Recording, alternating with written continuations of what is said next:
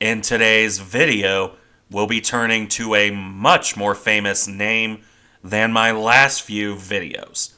The warship Enterprise. Except not the Enterprise you're probably thinking of, because in this video, we'll be looking to HMS Enterprise, the Second World War cruiser. Admittedly nowhere near as famous as her American counterpart. Though, then again, few ships are. That doesn't mean that HMS Enterprise isn't an interesting ship. Far from it.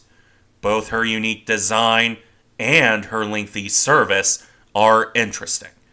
Though I'll admit to being biased, as I quite like this ship. So, with that in mind, let's get into the story of HMS Enterprise. Starting, of course, with that distinctive design. And this Enterprise was the second of the E or Emerald class cruisers, the final expression of British-like cruiser design of the Great War. Although, in the end, the two ships would end up radically different from one another. The basic hull form was the same, but Enterprise and Emerald were quite different above the waterline. This was a result of two things. First, a very lengthy construction process. The two ships came so late in the Great War that they were delayed. First, to build more destroyers with a very limited dockyard force. And then, after their launches in 1919 and 1920, by a lack of need and many tweaks to the design.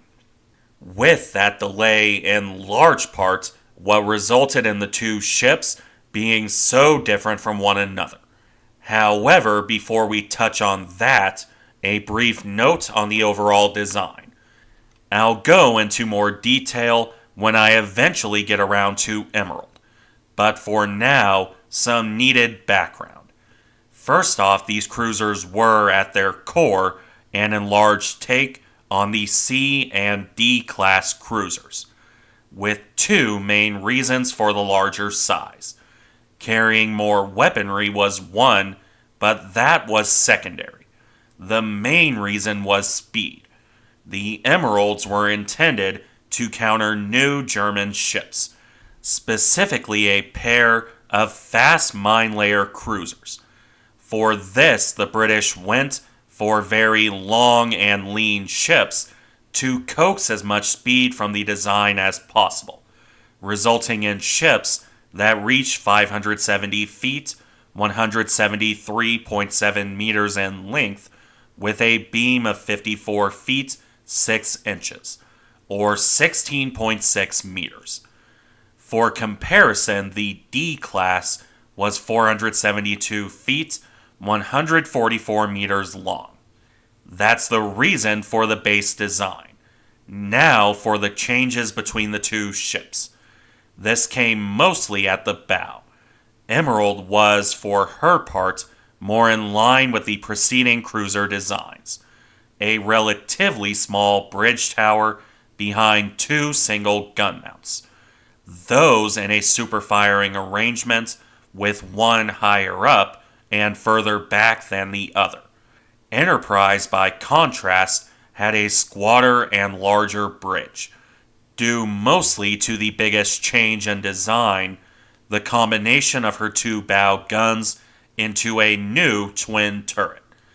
This turret was a first for British light cruisers, with the successful trials aboard Enterprise leading to its adoption aboard future ships, as the secondary battery of the Nelsons and the main battery of Leander and her related designs.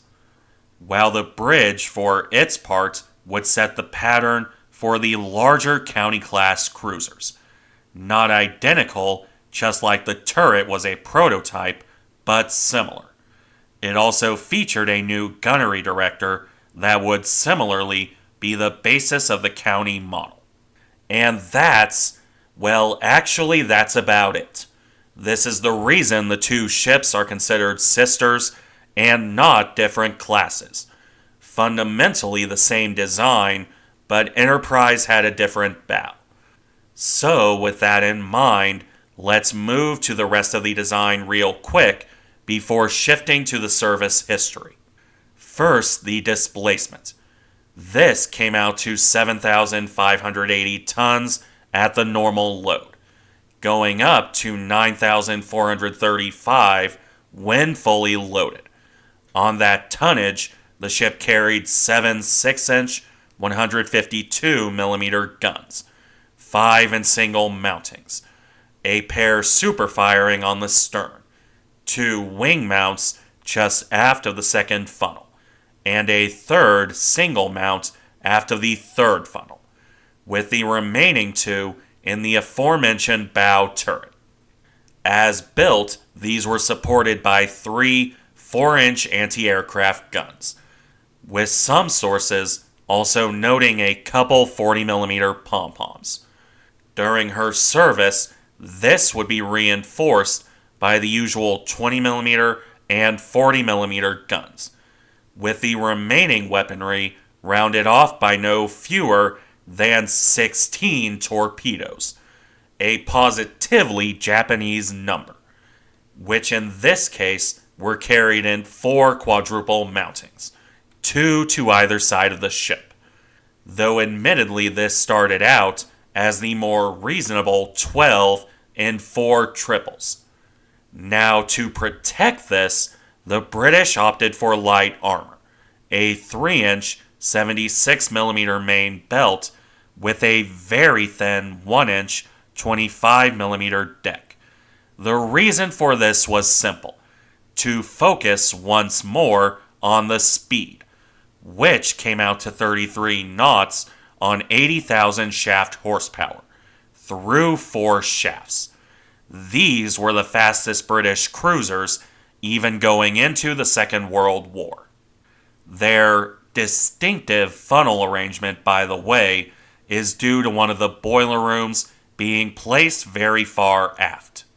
And that wraps up the design and background. Now let's look at Enterprise in her proper service. This story began on June 28, 1918, when she was laid down by John Brown in Scotland. Enterprise would be launched on December 23, 1919, which was a decently fast construction, albeit one that wrapped up well after the Great War ended. At which point, you get that long delay as the design was reworked, with Enterprise only commissioned with the new bridge and turret on April 7, 1926, 8 years after she was laid down.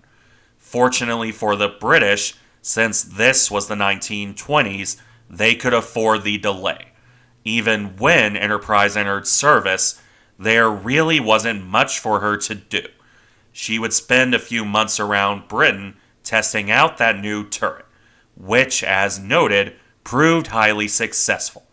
Once this concluded, Enterprise would do the usual interwar British cruiser thing, namely being sent off to a foreign station for a couple years, in her case the East Indies, with a detour to the China station for part of that service. Between the two deployments, Enterprise was in the Pacific until December 1928, at which point she returned home carrying the Prince of Wales, future King Edward VIII, from Egypt to Italy. Once Enterprise was home, she had a short refit before returning to the East Indies in February 1929. This would prove to be a short assignment, with Enterprise back home by July 1931, at which point she would remain in Britain for a few years, including a large refit from June 1934 to November 1935. The biggest change in this overhaul being a new catapult after the third funnel. At this point, Enterprise would bounce between the East Indies and Mediterranean for the rest of the 1930s, though there were some exceptions. for instance carrying the Emperor of Ethiopia to Palestine. This came on May 4th, 1936, at the start of his 5-year exile.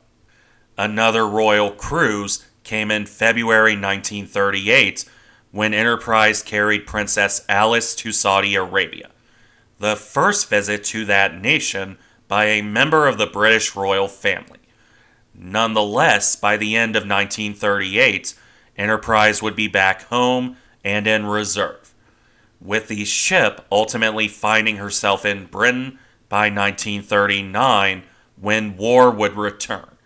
Enterprise had missed the World War she was designed for, but she would make up for that in the Second World War, because, old or not, she remained very fast by British standards and decently long-ranged, a combination that made her, and to a lesser extent Emerald, very handy for the Royal Navy.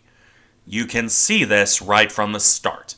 After the war began in September, Enterprise was assigned to patrol duty, specifically to intercept German blockade runners.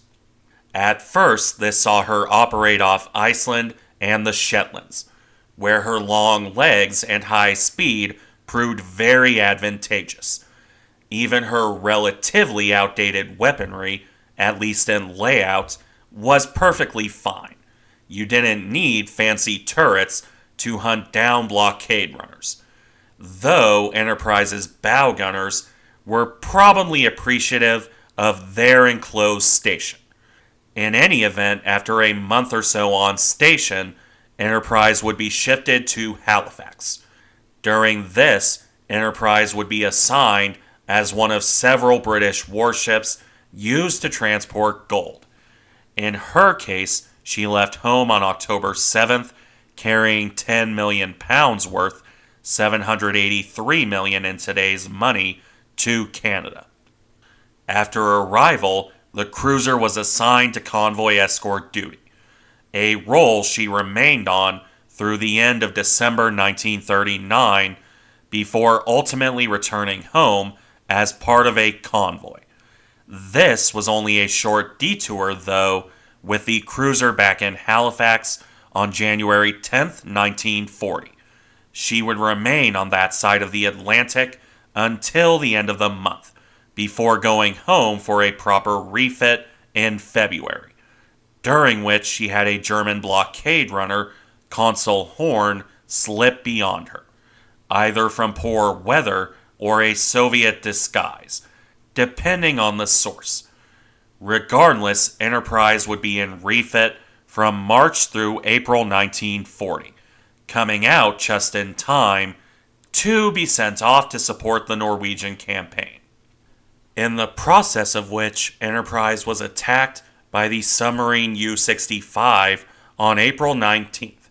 Fortunately, she came out undamaged, allowing the cruiser to help Warspite in bombarding Narvik on April 24th, before helping rescue survivors from the lost Polish destroyer Grom on May 4th. For the rest of the month, she would primarily operate on further shore bombardment duty, with a detour on May 11th and 12th to drop off Scot guards in Norway. Enterprise would suffer air attacks during this, but again came out undamaged. Much the same would follow on May 25th, when Enterprise was pressed into transport service, carrying a full third of Norway's gold reserve to Britain, enduring 2 air attacks in the process. Enterprise didn't escape without damage, though it was fairly minor. Her repairs were complete by the end of June, when she was assigned to Force H in Gibraltar. Unfortunately for Enterprise, this would see her present for a rather infamous incident. The cruiser arrived in Gibraltar at the start of July, just in time for the attack on Mers el-Kabir on July 3, 1940. Her own role was fairly minimal, but the point remains. After that attack, Enterprise shifted to escort duty, be it covering airstrikes on Italy or escorting convoys. in particular an aircraft delivery run by HMS Argus on July 31st, delivering much needed support to the island of Malta. Once this was done, Enterprise returned to the Atlantic. She would operate as the flagship of the South American Division based out of Simonstown. Once more, her range and speed were put to use on patrol duty, hunting for German raiders while protecting trade in the South Atlantic, with this work lasting until February 1941, mostly without major incident, aside from hunts for the raider Thor and the cruiser Admiral Scheer in December 1940. As for February, well, not much would change. Enterprise temporarily shifted to the Indian Ocean to cover a troop convoy, during which she was part of another failed search for Admiral Scheer. When this didn't turn anything up, Enterprise returned to the convoy, ultimately ending up in India on March 3rd, only to leave again to escort Aquitania and Empress of Japan to Singapore as a troop convoy. Well, the liners went to Singapore. Enterprise was detached on March 9th, 1941, with the cruiser sent instead to Basra for April, where she would be part of an operation on April 28th to land Allied troops. Iraq had a pro-German revolt to sort out, with Enterprise stuck in the Persian Gulf on support duty until May, at which point she was freed up to return to escort duty, with this lasting from June to September 1941. September would be a bit of a break, along with October, in returning to hunting enemy shipping. A Vichy French convoy in September, and then any and all enemy shipping in October. This was uneventful, but it did wear the ship down. As such, Enterprise was in dock at Colombo in November for a much-needed overhaul. Among other things, the amidships 6-inch guns were replaced by 2 quad pom-pom mounts. When that was done in December 1941, Enterprise was promptly set back on convoy duty.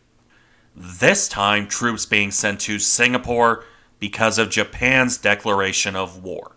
This came in January, while in February, Enterprise carried some Royal Marines herself, with those men dropped off in Burma.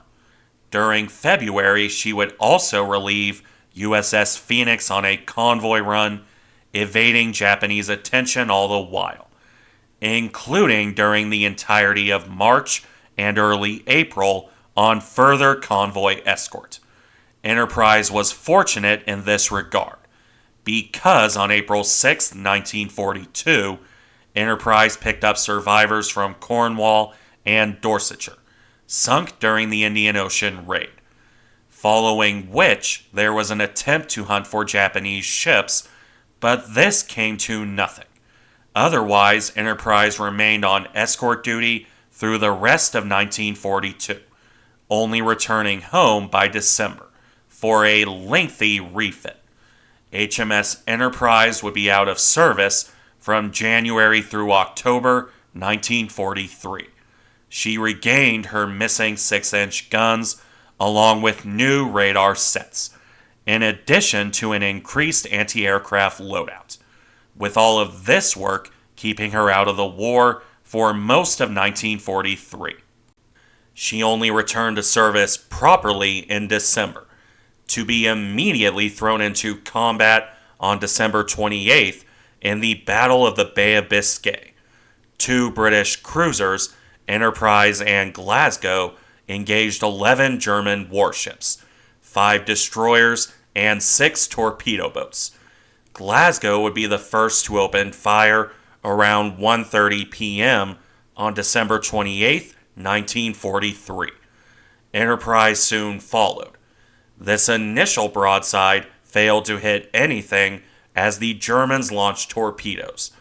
Those also missed as did German shell fire. Only one German shell would hit, nailing Glasgow's boiler room. 2 men were lost and 6 wounded. Further torpedoes forced the British cruisers to split up. Enterprise would then cripple the destroyer Z-27, though Glasgow finished her off. Meanwhile, Enterprise torpedoed T-26 and then wrecked T-25 with gunfire. The Germans lost a destroyer and 2 torpedo boats in exchange for a single hit on the British cruisers, with Enterprise coming out undamaged.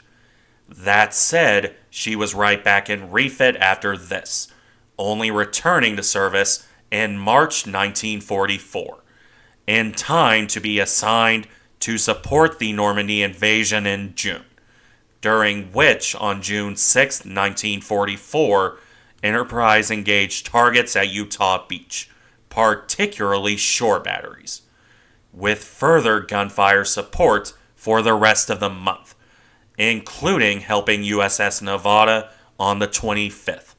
They engaged gun batteries ashore with Enterprise under heavy but inaccurate fire. When June shifted to July, Enterprise continued her support off Normandy, in particular firing around the Caen area on July 17th and July 18th. However, all of this work had worn out her guns. The cruiser had to return in August to replace those.